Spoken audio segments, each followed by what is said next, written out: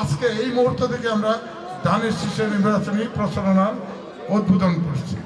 ঢাকা ২০ ধামরাই আসনের বিএনপির মনোনীত প্রার্থী আলহাজ তমিজ উদ্দিন ধানের শীষে আনুষ্ঠানিকভাবে প্রচারণা শুরু করেছেন ধামরাই পৌরসভা থেকে।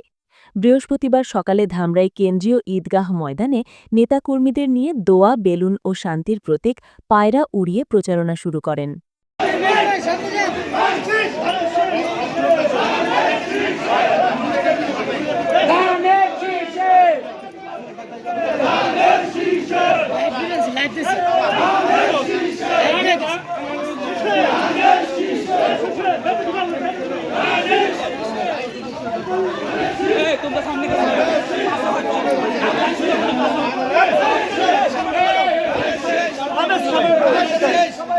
ধানের